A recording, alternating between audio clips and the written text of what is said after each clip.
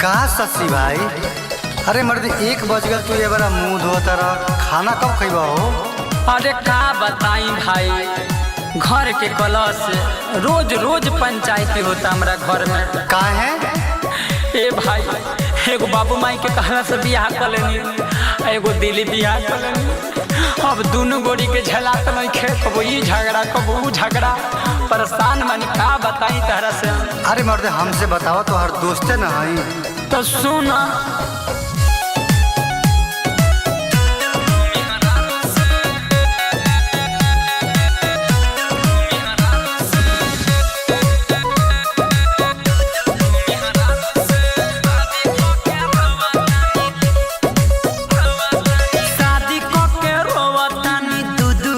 हरारू से भाई कहाँ फंस गई हो ना।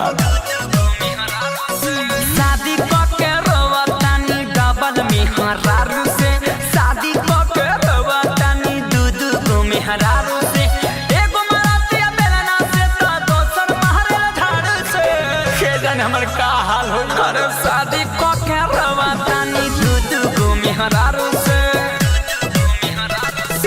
एगो कहे मारो पोछा, दोसर कहे खाना बनाव, शहरी कहे पाँव दबाव, गाँव वाली कहे लइका खिलाव। गहम में डूबल रही में होखे न पियलो दारू से। तब मियाँ टेंशन आइल रहत। अरे शादी के रोवतानी दू गो में हरारू से, शादी के रोवतानी डबल में हरारू से।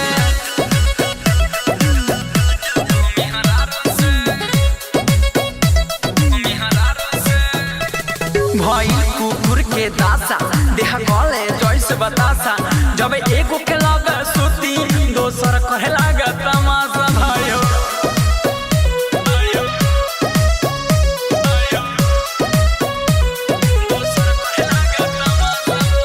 दोनों के खर्चा उठाई, बहरा में रिक्शा चलाई।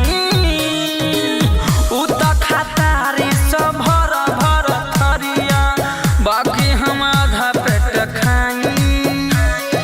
दिन भर सुत के बात करो तारी सब दोनों साढ़ू से। या हमरा स्वर्ग से फंस गइल बड़ी। शादी के रोवतानी डबल में हरारू से, शादी के रोवतानी दू गो में हरारू से, शादी के रोवतानी डबल में हरारू से।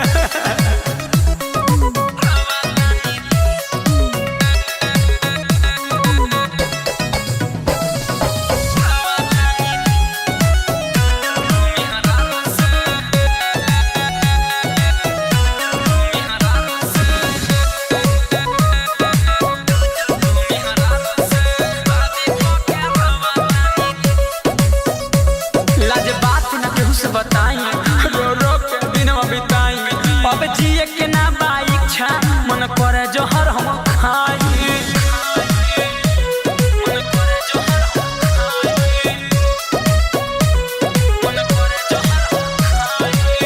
गइल बेचाई खेत बारी, कर्जा उठा के किनी साड़ी।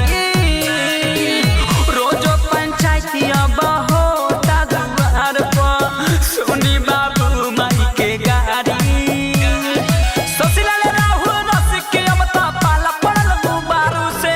हमारी इज्जत बास पर टांग डली सो। शादी के रोवतानी डबल में हरारू से, शादी के रोवतानी दू गो में हरारू से।